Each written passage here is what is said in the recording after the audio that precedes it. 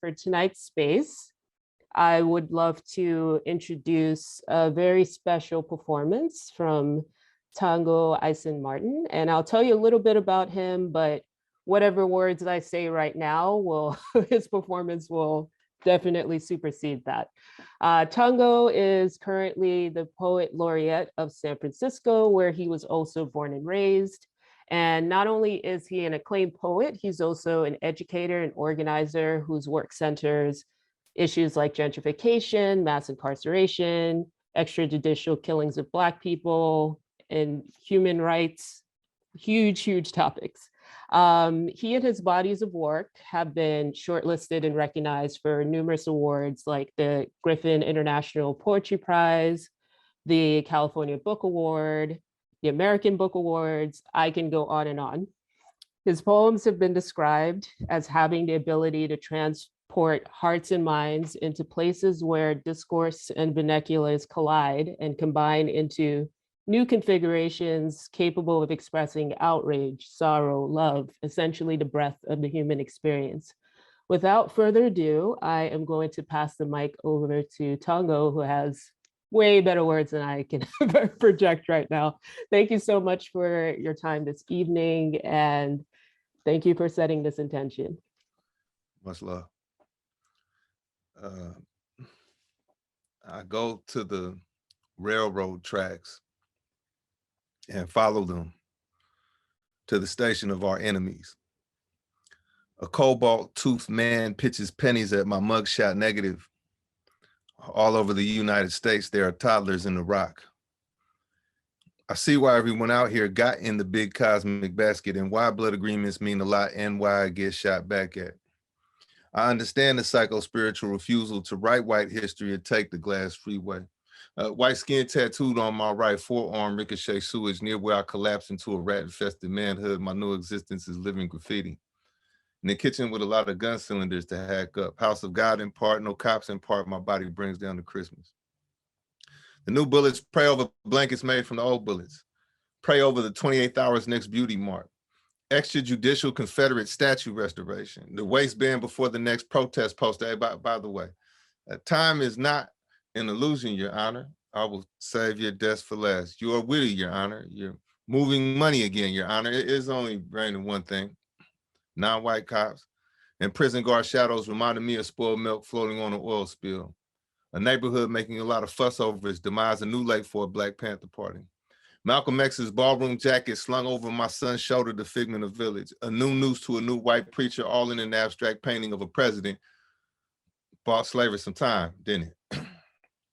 The tantrum screeches of military boats and election Tuesday cars. A cold-blooded study in leg irons. Proof that some white people have actually fondled nooses. That sundown couples made their vows of love over opaque peach plastic and bold action audiences. The Met Graver second is definitely my favorite law of science. Fondle news clippings and primitive Methodists, my arm changes imperialisms. Simple policing versus structural frenzies. Elementary school script versus even wider white spectrums, artists bleeding in the challenge of watching civilians think terrible rituals they have around the corner. They let their elders beg for public mercy. I'm gonna go ahead and sharpen these kids' heads in the arrows myself and see how much gravy spills out of family crest. Modern fans of war with their t-shirt poems and t-shirt guilt and me having on the cheapest pair of shoes on the bus. I have no choice but to read the city walls for signs of my life. Societies wander together like hopeful drops of a virus. And citizen testaments bent on offering me a nation of breadwinners to hold me back like it's a Brinks. I wrinkle the concrete sometimes like flesh. My Martin Luther King permanence turned away from a podium into the reeds like God is a dangerous twin. Black August to the mountaintop balcony on my bedroom floor. You know, they steal you from the earth itself and suspend you in your broken neck from their foolish euphoria. From the loyalty oath to their gray superstitions, loyalty oath to their agrarian reform, I return to my mother completely disrespected. For peeling the heat off of purgatory, they kill poets like me. Walk me away from my poems, never to be heard from again in this final industrial complex of bloodlines picked over, picked through. A sport spiritual death that you devil at least half made. Police become a pretty word. I'm reading a lynch mob shoestrings like they were tea leaves, teaching you how to write about cities. It's the 25th century in the mirror. Tyranny against your chump change, your chump to be mocked even with a gun in your car. A cupid of needlework spell, tomb for the proletariat, the relapse ministry. Talented people curled up in a fetal position next to a diamond dime, just another service day in the theatrics of tea house fascism and a bouquet of surveillance cameras in the poverty of God, new blue eyes. courses of water, newly piloted presidency of one big shiny corn, fiasco, animated capitalism, and other non-literal voice, killing his white freedom, the deification of hyphens, medicine bread and picture shows, great protesters in LA, guests of our ink, dropkicking rose in the graveyard, DC mink like a stone torn in half, the pen advances, despite CIA guideposts, despite non-African past and futures are metaphorical, but not surreal day in a horn-ridden life, horn player improvising king. Like a radio prize fight featuring Shango himself, a real hand sweeps the land of racism. May I return to the ground. May I make progress with the gun. On Our Mother Emmanuel, they put on music that evening, a swinging type body language for you to drink with fermented $5 bills for your body language, some applause, my past stomach lining, neither a good thing nor a bad thing, like being psychic on the way to a lethal injection. It'll sit you down with Lady Day. Lady Day leading youth who surrendered their souls to Africa too soon. Polly thought floating in a cup of water, she saved me, accessing my stomach, accessing the love of the American lynched. Coat sleeves, wooden avalanche into the wrist. Our Mother Emmanuel, avalanche into the sharp keys. Pain, the deal you make with pain. You know, a piano makes sense for them. Laying hands on the world gradually, addressing the bend and necks on the streets of the north. Travelers sailing in pain, repeating pain in the north. 10 trigger fingers on that piano of harmony would have me putting 100 fights on every direction offered her. Lady Day leaning on trees again, recruiting the countryside itself, saying lay your planet on its lightning, make your poems a corner pocket of men. I've greeted the blues itself. America may clean my dead body, but will never include me. There goes the poet, killing without killing. Never mind this painting of your language. May I be a meaningful lynching. A crow's passing. Good and dead by the afternoon.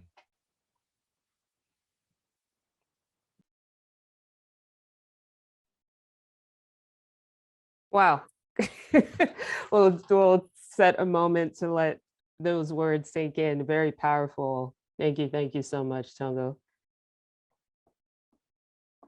And I am joined with Rico Frederick right now from JustMedia. So we will, we're still getting these reactions from audience. Thank you so much. Rico, would you like to step in and tell us a little bit about JustMedia? Sure. Thank you, Khadija, for this wonderful hosting job, and looking forward to the enthralling conversation to come.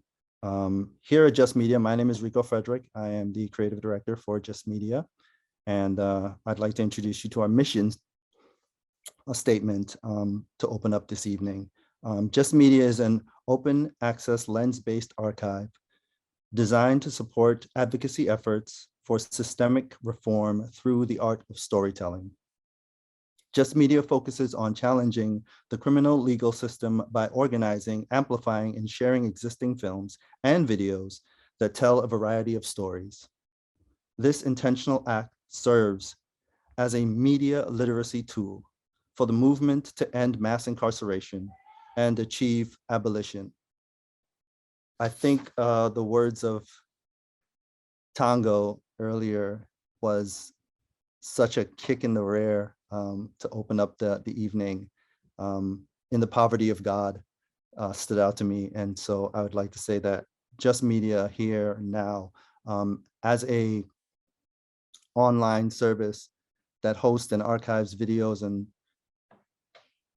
movies, films, documentaries, we want to reach out to the community at large, artists, filmmakers, advocacy, people who work in advocacy, also lawmakers, to see what we're doing as far as a community and help us build more community that can speak directly to the reforming of our legal system so that we can all live fairly.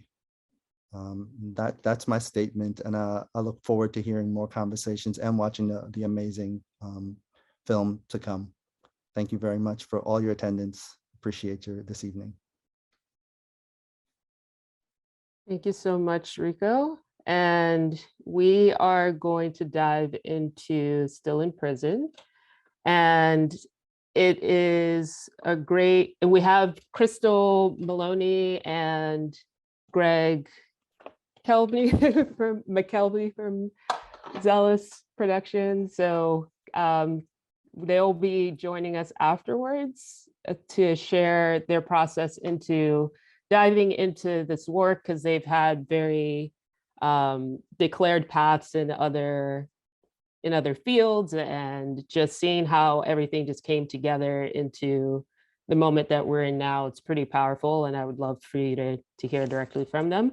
but we are going to screen the Still in Prison campaign that is around about 7 minutes. And afterwards, we will break down how that came together, and they're here for any and every question that you have as far as where this work was able to help move the needle forward towards reforms.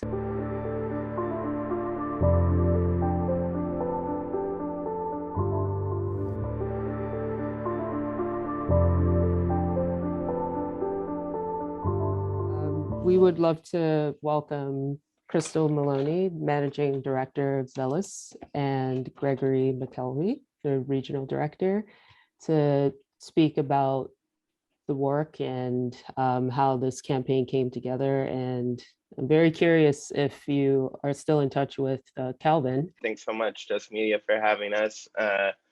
My name is Gregory McKelvey. I'll start with introducing Zealous, I guess, and what we do. So Zealous is a national advocacy and education initiative working to topple the historic imbalance of power over criminal justice, media, and policy. We do this by supporting and training public defenders, advocates, and people with direct experience to harness the power of media, technology, storytelling, and the arts. So that is really what we do, but that takes many, many different forms, obviously, in each of the jurisdictions that we work in.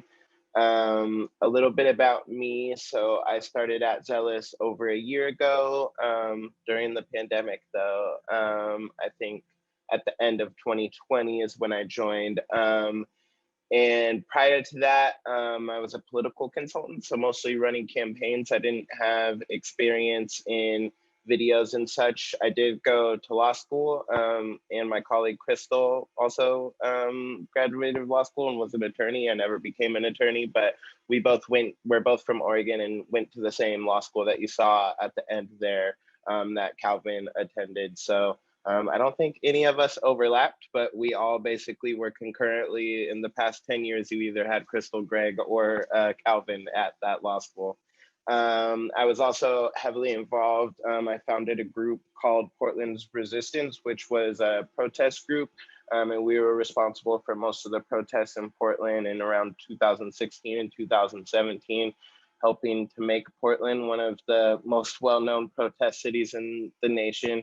And have basically just worked in politics for my whole career, advising campaigns, running campaigns, both issue-based and candidate-based campaigns, including just before joining Zealous, ran a campaign for a woman named Sarah Iana Roan, who ran on a platform of defunding the police against a very powerful incumbent, and we lost by just 4 percentage points, but had we not lost, she wouldn't be doing what she's doing now, and I wouldn't be doing what I'm doing now. So it all works out, although it would be better for the city had we won. I'm also the board president of Brown Hope, which runs the Black Resilience Fund here in Portland. We take money from white people and distribute it to Black people in direct cash payments, no questions asked. So we've raised over $2 million from the white community in Portland and then just distribute it to the Black community because the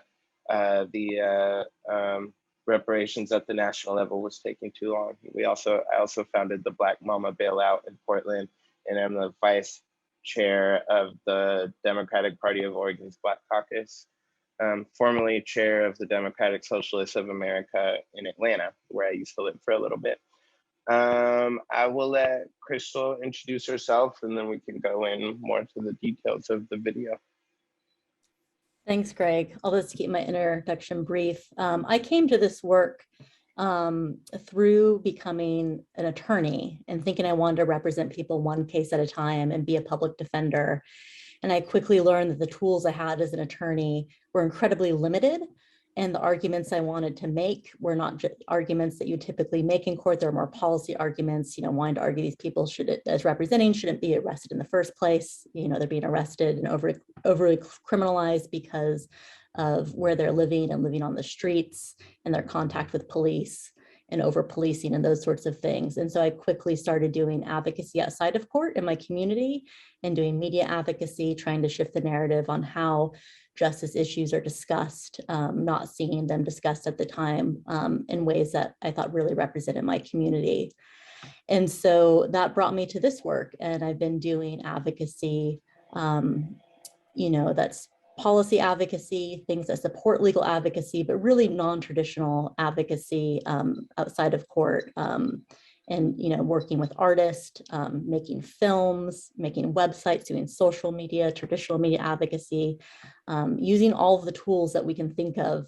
And so it's not what I thought I would do when I went to law school, but I'm really happy I'm here. And I feel like once you start thinking about legal advocacy and policy advocacy in more expansive terms, you just have so many tools you can use when you start thinking creatively. So really excited to be working for Zealous and trying to push the narrative and change laws.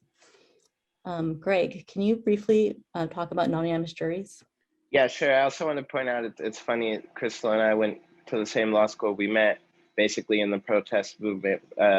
Crystal, I hope I'm not divulging too much, but was a legal observer at protests that I was running the protests, and then we started working together on policy as well. And so it's funny, for neither of us are sort of came up on our prep call or necessarily directors or producers of videos, but maybe now we are.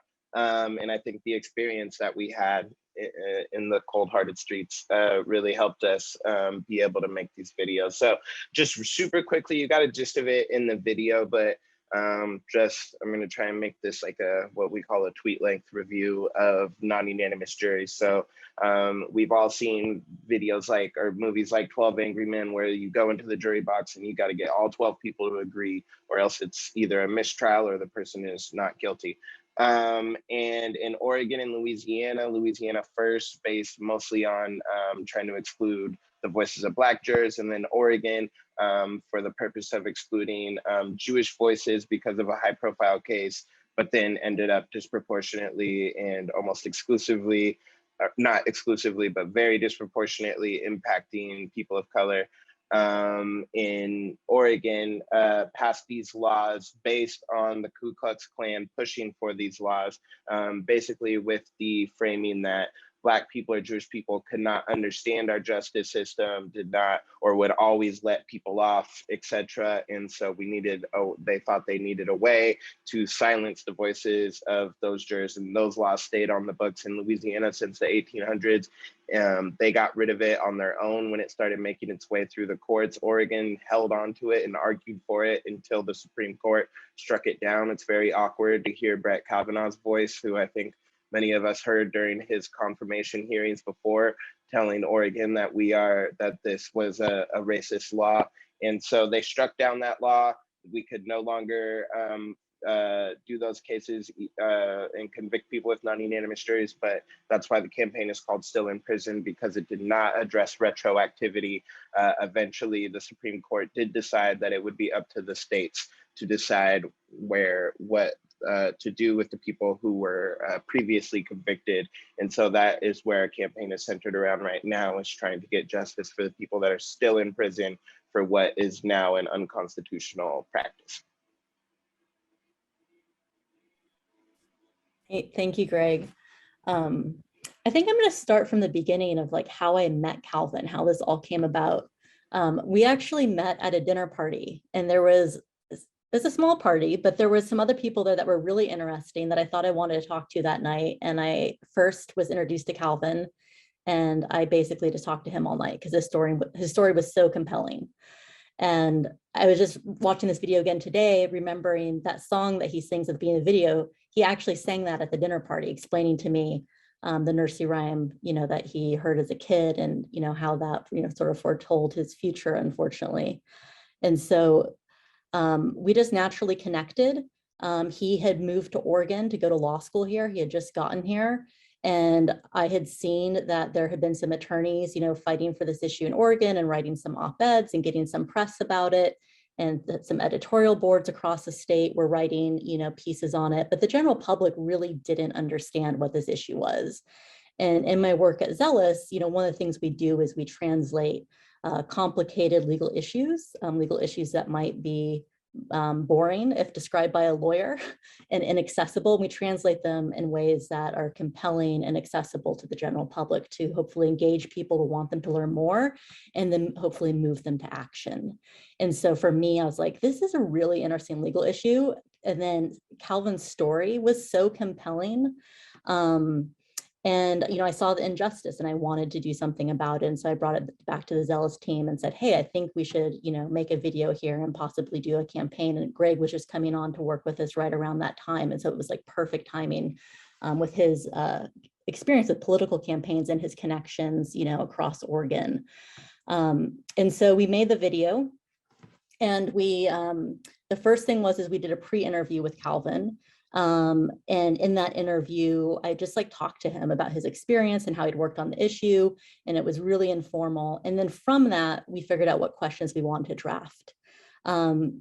He actually initially wanted us to create a scripted piece with him.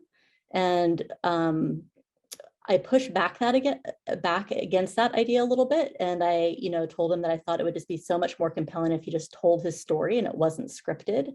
And at that point, I had built trust with him that he felt comfortable doing that. I told him there's going to be no trick questions. It's going to be all based off the conversation we already had.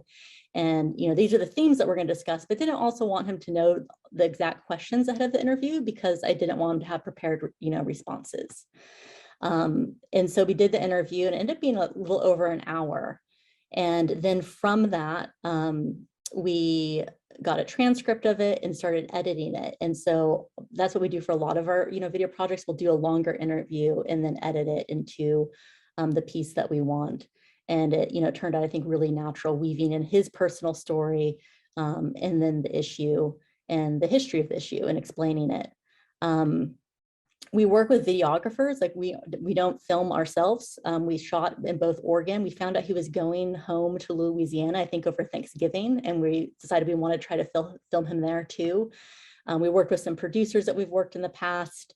We did a little bit of stock footage, but not much. Some of Louisiana, of Angola, I believe that was stock footage, and I think of the Supreme Court, but beyond that, it was all things that we filmed.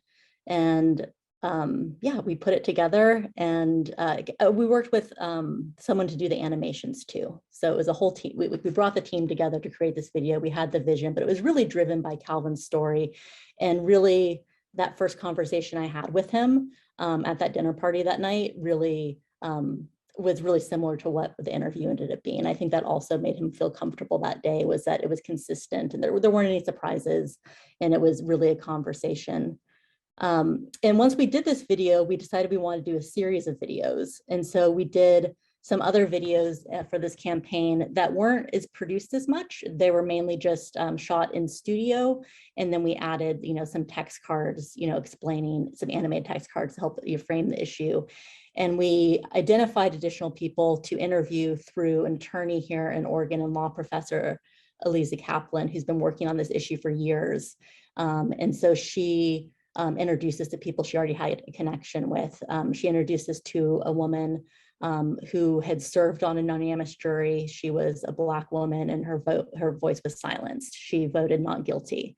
And so we did a great interview with her. We did an interview with some people who were convicted by non-unanimous juries, and we did an interview with a wife of someone who was convicted by a non-unanimous jury. And so it was really great. We did the same process with them. We did a pre-interview, built trust with them, and then just had a conversation with them, based off of that initial conversation, and then edited it down and had them review it to make sure it represented what they wanted before we, put it out into the world.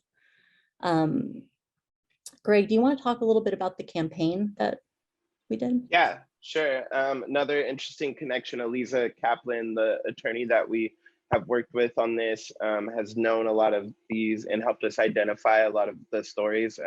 Was also my first law professor, and one of the only ones who probably from day one knew I was never going to be a lawyer, but saw potential in me.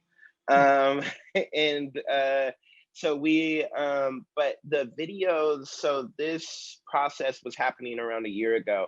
And we had to build a campaign around it. Basically, we didn't want to just put a video out in the world and then say, hopefully then people will rise to the call to action. I mean, we're counting at first on another important point to note is we had to stay nimble with these videos as well. That video that you've seen has gone through different iterations because our targets have changed throughout the campaign. So there was a point in which we thought the Attorney General was our main target, and she was going to, because she could and does have the power to just stop this on her own, stop fighting the appeals based on the non-unanimous jury ruling from the Supreme Court. So that was our initial target. There was a little footage of her still remaining in the Calvin video, but eventually the issue became such a big issue that we had legislators talking about it, talking to us and picking up the issue during the long session that happened previously, and then in the short session that just now ended. So our target then became trying to get legislation passed. So it was important to keep that video nimble, be able to edit, go back, do different animations when we needed to, different text cards, and have that in mind when we did the video so that it wasn't locked into one thing necessarily in just one single target. And so what the video helped us do is really use it as an organizing tool. We were able to build a coalition. I think, one of the things I'm most proud of with this entire campaign, we built a coalition of over 40 organizations in Oregon to just join the Still in Prison coalition. And that coalition has lasted, still exists throughout this entire process. And that would not have been possible without the video.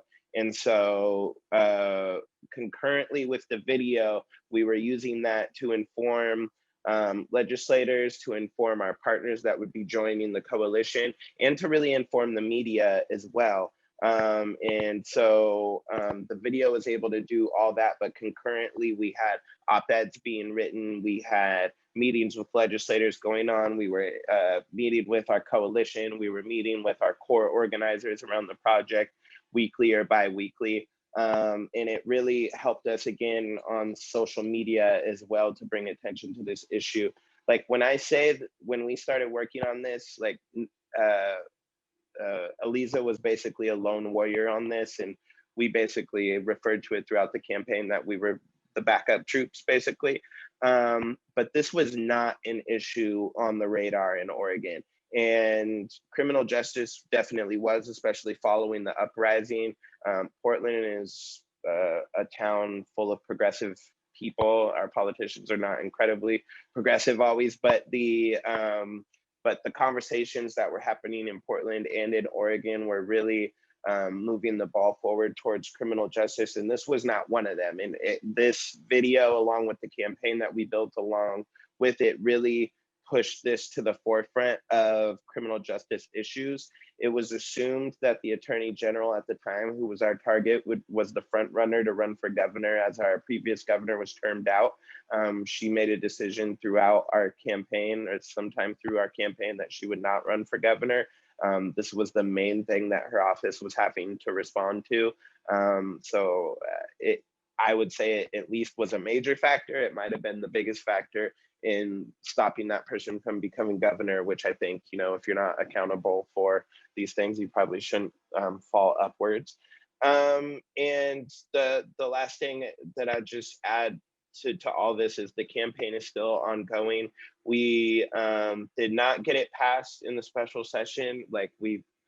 It's really hard to get things passed in a special session, especially in Oregon. They say it can take 2 to 5 cycles to get things actually passed. So it was a miracle that we went from this being a non-issue to almost passing, but we're on the precipice of it, and I expect in the next session, given how close we were in this previous one, that it will pass. And I know that there was a question when we first started off about us being in contact with the impacted persons, and we try and stay in contact throughout because that trust is so important, because they're also the ones that are writing some op-eds, who are testifying to legislators and that kind of stuff. So we stay in contact with them throughout the entire process, and to the point now where they call me for things that have nothing to do with non-unanimous juries. just because we've built that relationship. So I don't know how we want to handle Yeah, questions. amazing, amazing. Yeah, that was a perfect segue to actually dive into any questions we may have from the audience. I see one.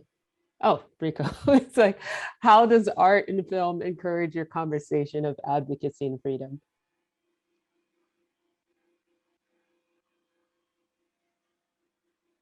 Crystal, you want to go first, or you want me to take it? I think it can engage people in ways that, I don't know, traditional like political advocacy or legal advocacy can't. And so I think it can touch people and move people and invite people to the conversation, bring them in ways that, you know, other forms of advocacy might not reach people. Yeah, and I think you know, one thing is like in the field that I come from in politics, like the 7-minute video is a definite thing of the past. Even like if you look at like AOC's videos from like 2016, you can see 3-minute videos and stuff like that. That's a thing of the past. Now we're looking at way more on the programmatic side of 15, like most campaigns in Portland or in the surrounding area will have 15-second videos and a couple 30-second videos and maybe a 1-minute video. And so like when you're and that's because of the attention span of people, but they do like videos more than text, right?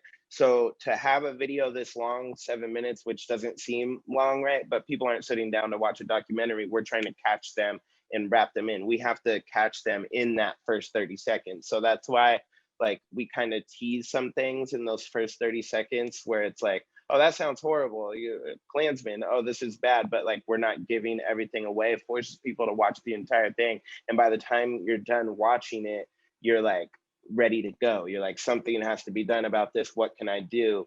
And then that's another thing that's important, is just providing people with action items that they can easily take right after watching the video.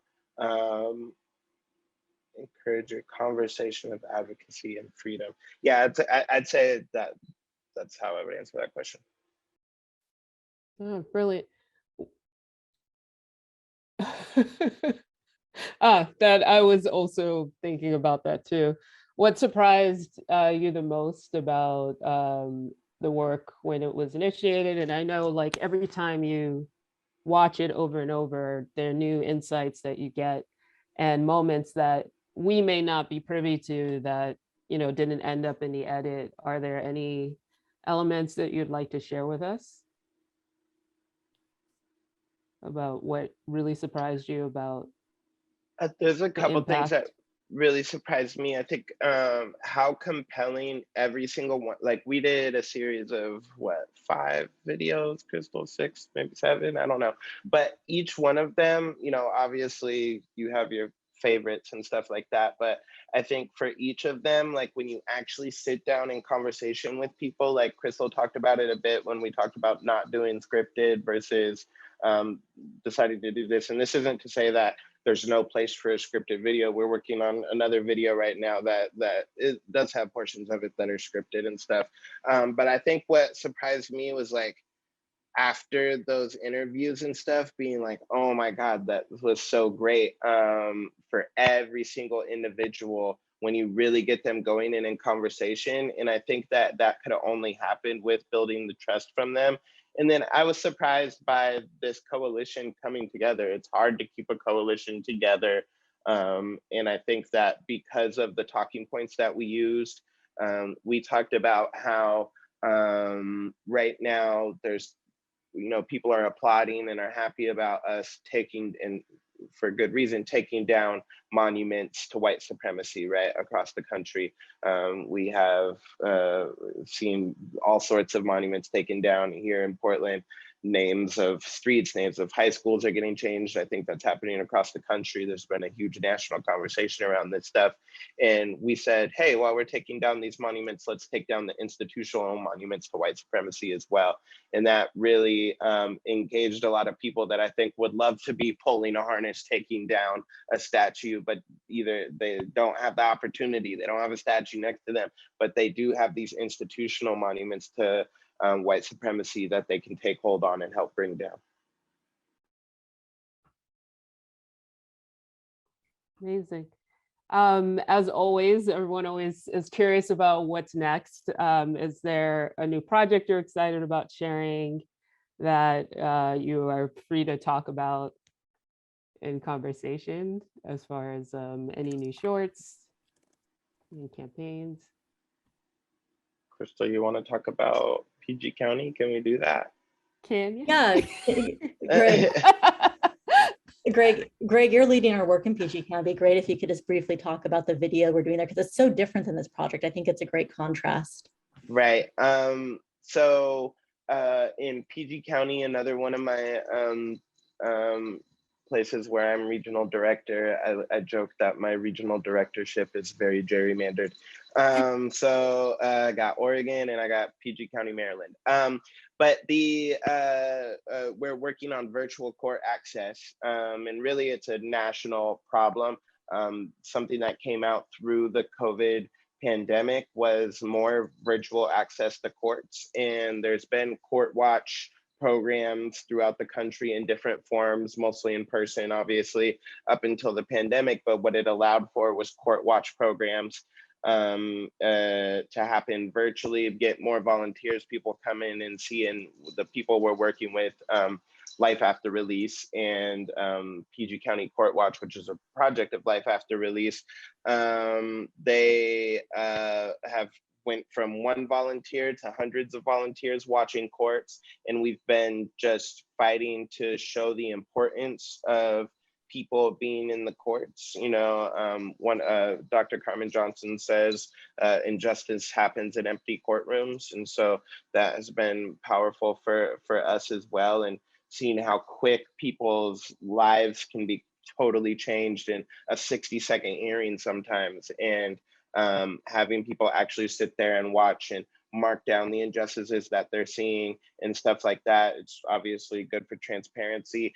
And it's interesting because courtrooms are really the last vestige of society in which business is happening in the name of the people, where you cannot attend virtually. So most city council hearings, etc., you know, that stuff is happening in your name. You can tune into it on public access TV usually, right? Like the closest we have to that is like Judge Judy. And so you can actually, so we're working on a project to highlight the rise of the court watchers in PG County, and also trying to put a national angle on it, on why it's important to have court watch programs, and hopefully spur places across the country to either get involved with the court watch programs that exist near them, or to start a court watch program. And we're doing a really cool like animation style that's like a graphic novel, like if y'all have seen like The Old Watchmen or something like that. It's kind of like that, yeah. Or Into the Spider-Verse. That was the thing I kept injecting into it. Oh, it's exciting. Now I see why you were kind of keeping it under wraps. Yeah, well, yeah, we do so much like as a team, like every single process. So like we're storyboarding, and then like our whole team, which is small but growing, like literally is commenting on it, and we are having meetings on every single little thing, and doing paper edits, and then editing once we have videos, have so many different versions of things. And like there's so much that goes into them, and we have so many members of our team engaging on the editing process for all of them. So yeah, I think after this call, I think I need to review that video and leave my comments on that. So that's the process. Oh, it sounds amazing. I guess if we don't have any more audience questions, one that always feels daunting, but it's, setting the attention again with how people engage with you and your work. How do you want to be remembered for everything that you're doing? You take that, Crystal.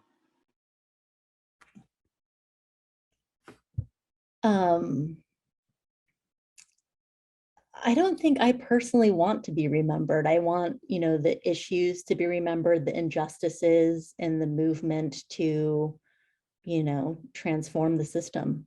So Crystal is a better person than I want to be remembered. I think, we all strive to try and leave the world a better place than we found it. And I think that's potentially impossible. But to leave the world a better place than it would have been if you weren't here, right? I think that, and like, I guess, Crystal can do, like, nobody's name has to be remembered to do that, but I want, our work to have done that. And so, like, specifically, like, to get even more in the weeds, I want the people that are still in prison for this law to be freed, and those people will remember, right, that there was this campaign that existed, and they might not ever know my name or Zealous's name or Crystal's name or who was behind it or who to thank, but they shouldn't have to thank anybody because they didn't need to be there in the first place. And so what they're going to be able to accomplish when they're free, that's so much more of a legacy because it's hundreds of lives as opposed to what any of us could do in our single life. Amazing. That is a mic drop if ever there was one. Thank you so much for your time. We really appreciate it. And there's some loving comments here. Jane had to step away, but she was very inspired by this conversation. And I'm going to kick it back over to Rico, because actually, where can we find Crystal and Gregory? Where's the best place for everyone to get in touch with you, and Zealous as well? Okay, stillinprison.org and zealous.us in the chat. Okay, wonderful. Thank you so much. And Rico, how can we have everybody engage with content on Just Media and share their stories and short films?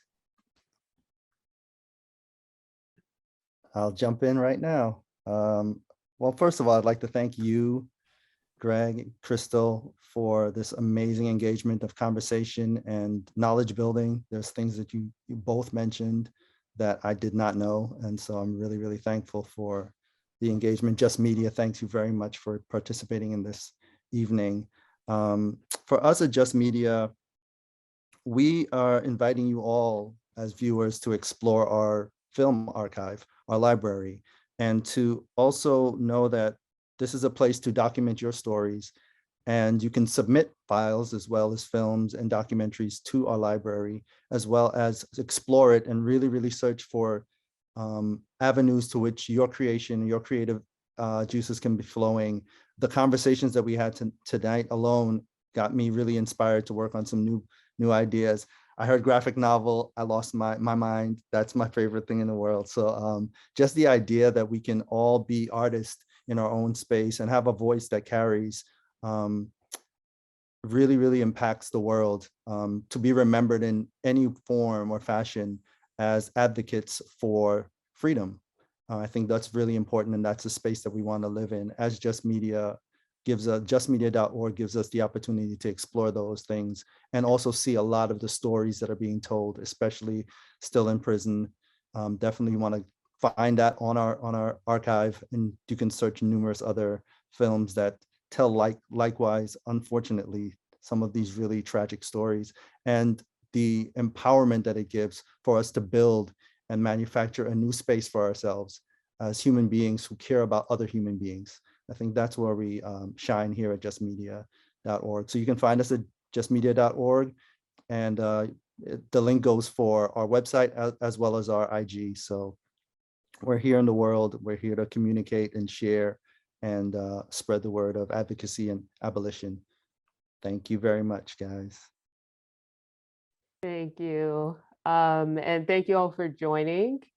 Again, my name is Khadija Hosseini, and we wanted to close tonight with some special words from Tongo again. If you don't mind popping up and sending us off with a strong intention. I'm still grounding the words from Crystal and Gregory on how they want to be remembered. That was pretty impactful.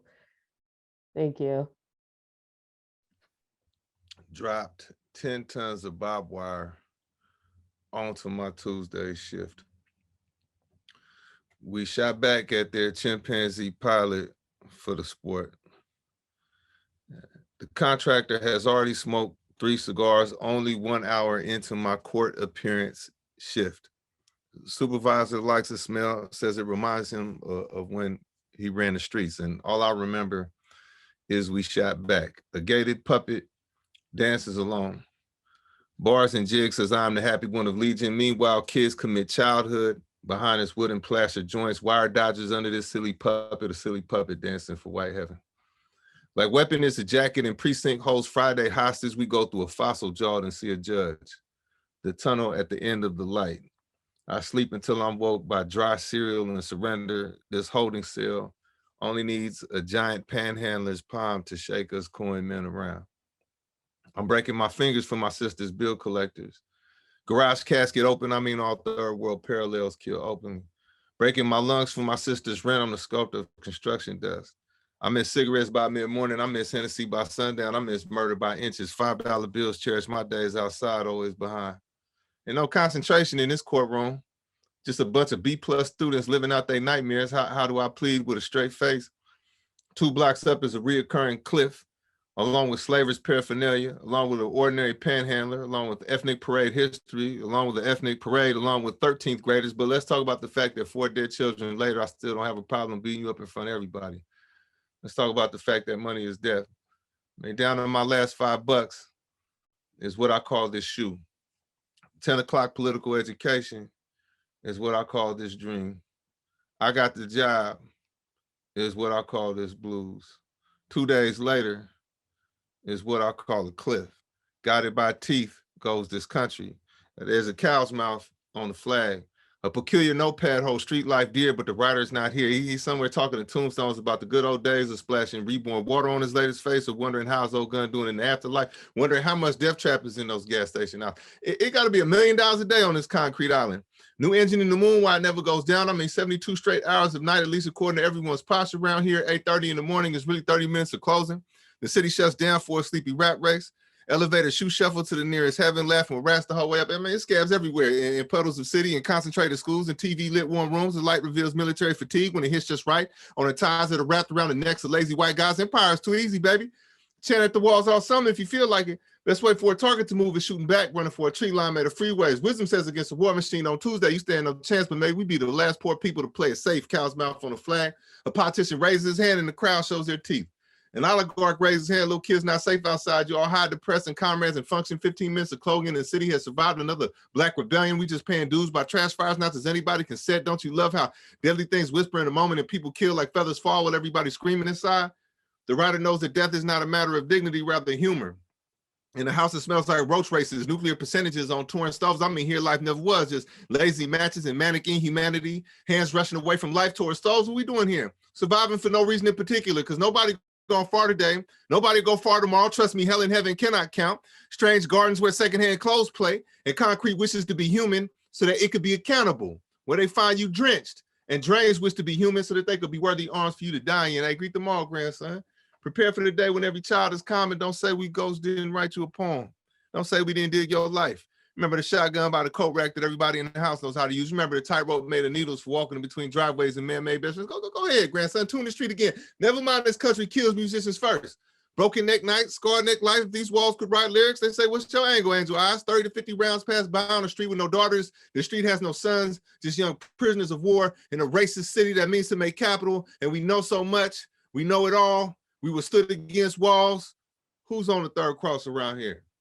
Cow's mouth, salivating over the street. And that is the story of why we aim at teeth.